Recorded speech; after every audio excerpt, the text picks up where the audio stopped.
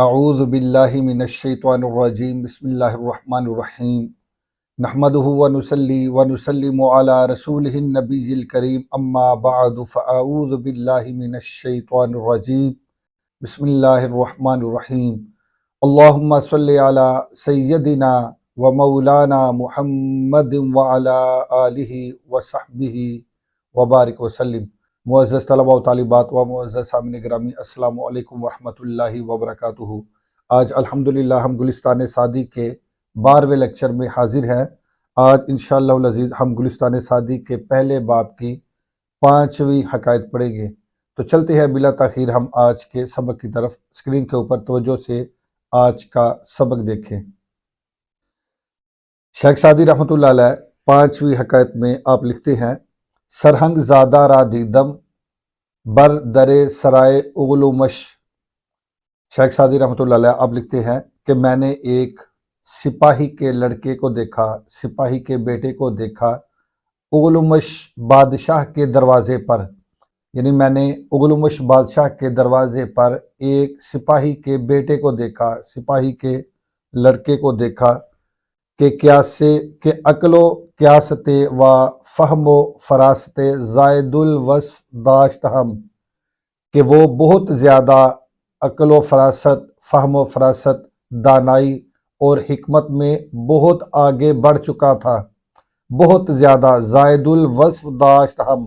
وہ بہت زیادہ عقل و فراست کا مالک تھا، بہت زیادہ فہم و فراست کا مالک تھا، بہت ذہین فطین تھا، نہایت وہ عقل مند تھا۔ آگے آپ لکھتے ہیں کہ از عہد خردی آثار بزرگی در ناسیہ او پیدا، کہ بچپن سے ہی اس کی پیشانی پر بزرگی کے آثار نمایاں تھے، ظاہر تھے۔ عہد خردی بچپن کا زمانہ، یعنی بچپن سے ہی آثار بزرگی، بزرگی کے آثار یعنی بڑے لوگوں کی علامات در ناسیہ او پیدا، اس کی پیشانی میں ظاہر تھے، اس کی پیشانی سے ظاہر تھے کہ یہ بڑا ہو کر کوئی بڑے کام کرے گا، کوئی بڑا آدمی بنے گا۔ آگے شیخ سعدی رحمۃ اللہ علیہ آپ لکھتے ہیں: بالائے سرش ز ہوش مندی می تافت ستارہ بلندی، کہ اس کے سر پر عقل مندی کی وجہ سے می تافت ستارہ بلندی، بلندی کا ستارہ چمکتا تھا۔ اس کے سر پر عقل مندی کی وجہ سے، ہوش مندی کا معنی عقل مندی، اس کے سر پر عقل مندی کی وجہ سے می تافت ستارہ بلندی، بلندی کا ستارہ چمکتا تھا۔ فی الجملہ خلاصہ کلام یہ کہ مقبول نظر سلطان احمد، بادشاہ کی نظر میں وہ مقبول ہو گیا، بادشاہ کو وہ پسند آ گیا، اپنی دانائی کی وجہ سے، اپنی حکمت بری باتوں کی وجہ سے، اپنی فہم و فراست کی وجہ سے، اپنی دانش مندی کی وجہ سے، اپنی ہنر مندی کی وجہ سے، اپنی عقل مندی کی وجہ سے وہ بادشاہ کو پسند آ گیا اور بادشاہ کی نظر میں مقبول ہو گیا۔ جبال صورت و معنی داشت ہم، وہ ظاہری اور باطنی طور پر حسین تھا، ظاہری اور باطنی دونوں طرح کے وہ حسن کا مالک تھا، دونوں حسن رکھتا تھا، ظاہری طور پر بھی حسین تھا اور اس کا باطن بھی بہت ستھرا اور اجلا تھا۔ وخرد مندہ گفتہ ان توانگری بدل است نا بمال، اور عقل مندوں نے کہا ہے کہ توانگری یعنی دولت مندی، امیری، یہ دل کے ساتھ ہوتی ہے نہ کہ مال کے ساتھ۔ توانگری بدل است نا بمال، توانگری دل کے ساتھ ہے، مالداری دل کے ساتھ ہے نہ کہ مال و دولت کے ساتھ۔ و بزرگی بعقل است نہ بسال، اور اسی طرح بزرگی یعنی بڑائی، بڑا ہونا، بڑا پن، یہ بڑائی عقل کے ساتھ ہوتی ہے نہ کہ عمر کے ساتھ۔ بزرگی بعقل است، بزرگی عقل کے ساتھ حاصل ہوتی ہے، نہ بسال، نہ کہ عمر کے ساتھ، یعنی جو زیادہ عمر رسیدہ ہو ضروری نہیں کہ وہ بڑا بھی ہو، وہ یعنی مقام اور مرتبے کے لحاظ سے وہ بڑا ہو، دانائی کے لحاظ سے وہ بڑا ہو، حکمت کے لحاظ سے وہ بڑا ہو، یہ ضروری نہیں کہ جو عمر میں بڑا ہو وہ بزرگی میں بھی بڑا ہو، وہ حکمت اور دانائی میں بھی بڑا ہو، وہ دور اندیشی میں بھی بڑا ہو، اسی طرح وہ فہم و فراست میں بڑا ہو ایسا ضروری نہیں، اس لیے شیخ سعدی آپ لکھتے ہیں بزرگی با عقل است، بزرگی عقل کے ساتھ ہوتی ہے، بزرگی بڑائی عقل کے ساتھ ہے، نہ بسال، نہ کہ عمر کے ساتھ، نہ کہ عمر کے ساتھ۔ ابنائے جن سے او بر منصب او حسد بردن، اس کے ہم پیشہ، اس لڑکے کے ہم پیشہ لوگ اس سے حسد کرنے لگے، چونکہ یہ فہم و فراست کا مالک تھا اور دور اندیش تھا، حکمت اور دانائی سے پر تھا، تو بادشاہ کو یہ پسند آ گیا، بادشاہ کا قرب اس نے پا لیا، بادشاہ اس کو پسند کرنے لگا اور اپنے خاص بندوں میں اس کو شامل کر لیا، تو جو اس کے ہم پیشہ دوسرے لوگ تھے وہ اس سے حسد کرنے لگے۔ ابنائے جن سے او، اس کے ہم پیشہ لوگ، بر منصب او حسد بردن، وہ اس سے حسد کرنے لگے، و بجنایت متہم کردن، اور اس کے اوپر خیانت کی تہمت لگا دی، اس کے اوپر کوئی الزام در دیا، و در کشتن او سائے بے فائدہ نمودند، اور انہوں نے اس کو مروانے کی لا حاصل کوشش کی، بے فائدہ کوشش کی، اس کو قتل کروانے کی بے فائدہ انہوں نے کوشش کی۔ ان کا خیال یہ تھا کہ ہم بادشاہ سلامت کی بارگاہ میں اس کے خلاف کوئی الزام دھریں گے، کوئی اس کے خلاف شکایت لگائیں گے تو بادشاہ غصے میں آ کے اس کو قتل کروا دے گا۔ آگے شیخ سعدی ایک مصرع لے کے ہیں، آپ لکھتے ہیں دشمن چے کند چو مہرباں باشد دوست،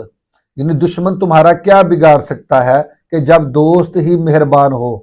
جب تمہارا دوست ہی مہربان ہو اور تمہارا مخلص ہو، تمہارے ساتھ اخلاص کے ساتھ معاملہ کرنے والا ہو اور تمہارے ساتھ مخلص ہو، تو پھر دشمن تمہارا کچھ بھی نہیں بگاڑ سکتا۔ آگے شیخ سعدی لکھتے ہیں ملک پرسید کہ موجب خصم ایشا در حق تو چیست، بادشاہ پوچھنے لگا کہ ان کی تمہارے ساتھ دشمنی کا سبب کیا ہے، کس وجہ سے یہ تیرے دشمن ہوئے ہیں۔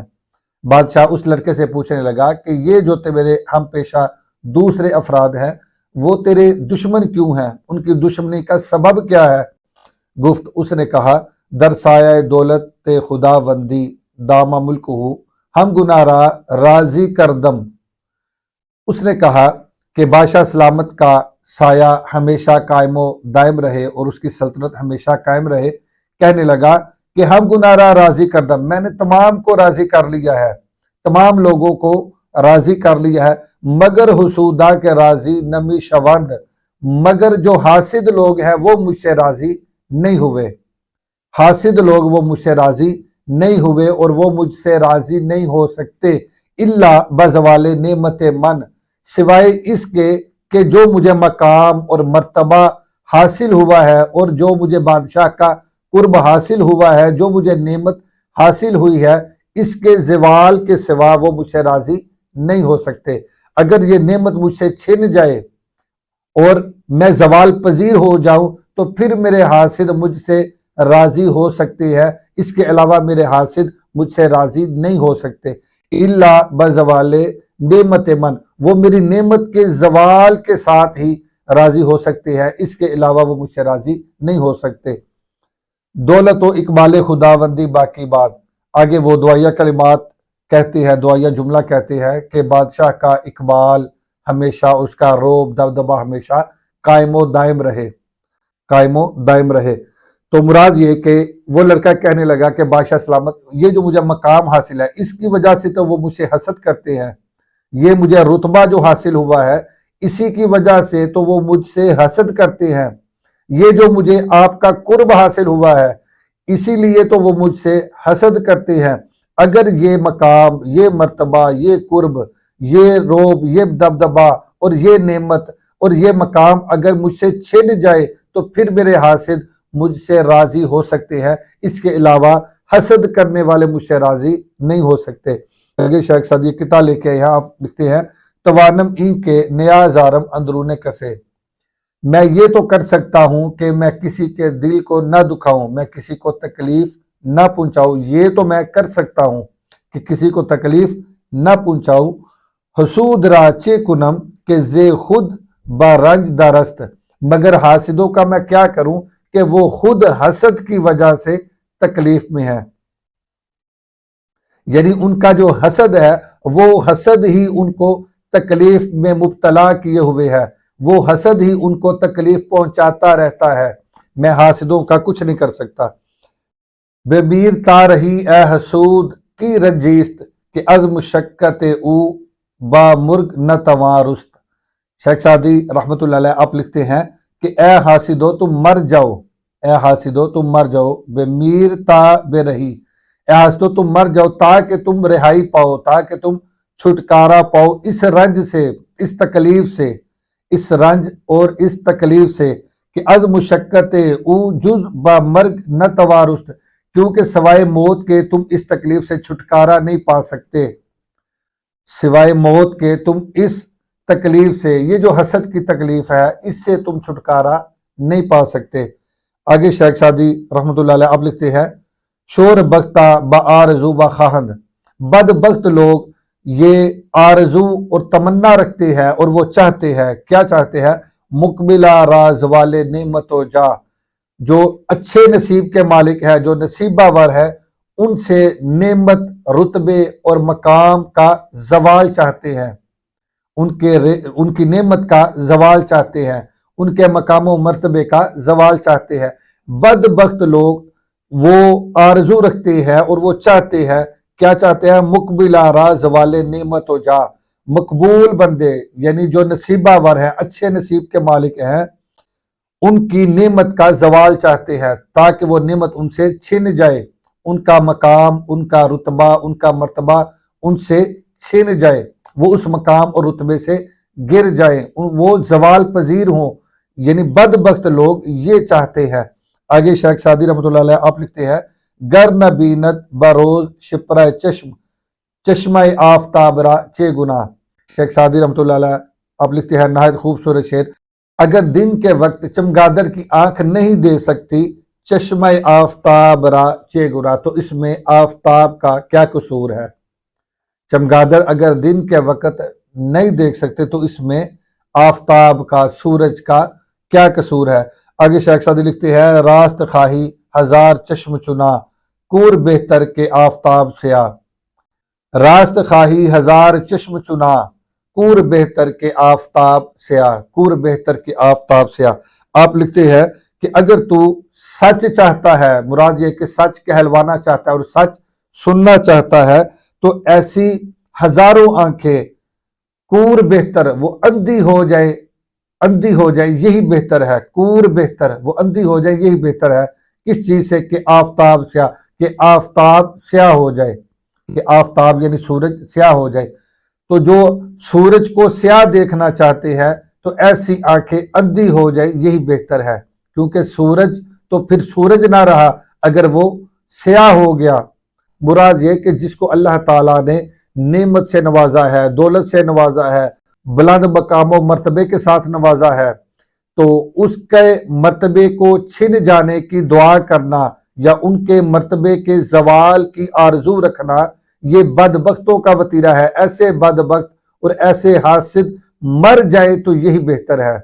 ایسے حاسد اور بدبخت مر جائے تو یہی بہتر ہے، تاکہ وہ اپنے اس حسد کی تکلیف سے رہائی اور چھٹکارا پائیں۔ تو امید ہے کہ آج کا لیکچر بھی آپ نے اچھے طریقے سے سماعت کیا ہوگا۔ آج کے لیکچر کا جو لب لباب ہے اور جو خلاصہ ہے وہ یہی ہے کہ بادشاہ کو ہر کسی ایرے غیرے کی بات سن کر اس پر عمل نہیں کرنا چاہیے، بلکہ پہلے تصدیق کر لینی چاہیے تاکہ وہ جلد بازی میں کوئی فیصلہ نہ کر لے۔ اس لیے ہر کسی ایرے غیرے کی بات کو سن کر فوراً اس پر عمل درآمد نہ کیا جائے، جس طرح کہ ایسے ہوا کہ اس لڑکے کے متعلق شکایات لگائی گئی اور اس کے اوپر تہمتیں لگائی گئی، لیکن بادشاہ سلامت نے اس لڑکے سے اس کا سبب پوچھا، پھر اس نے وہ سبب بیان کیا کہ میں تمام کو تو راضی کر سکتا ہوں لیکن حاسدوں کو راضی نہیں کر سکتا۔ حاسد خود اپنے حسد کی آگ میں جلتے ہیں، وہ خود اس تکلیف میں مبتلا رہتے ہیں۔ وہ حاسد لوگ اسی وقت راضی ہو سکتے ہیں کہ جب مجھ سے وہ نعمت، وہ مرتبہ، وہ رتبہ، وہ شان، وہ بلندی اور وہ قرب کی نعمت چھن جائے، وہ زوال پذیر ہو جائے، پھر حاسد مجھ سے راضی ہو سکتے ہیں، اس کے علاوہ وہ مجھ سے کبھی راضی نہیں ہو سکتے۔ تو امید ہے کہ آج کا لیکچر بھی آپ نے اچھے طریقے سے سماعت کیا ہوگا۔ آج کے لیے اتنا ہی کافی ہے۔ اللہ حافظ۔ السلام علیکم ورحمۃ اللہ وبرکاتہ۔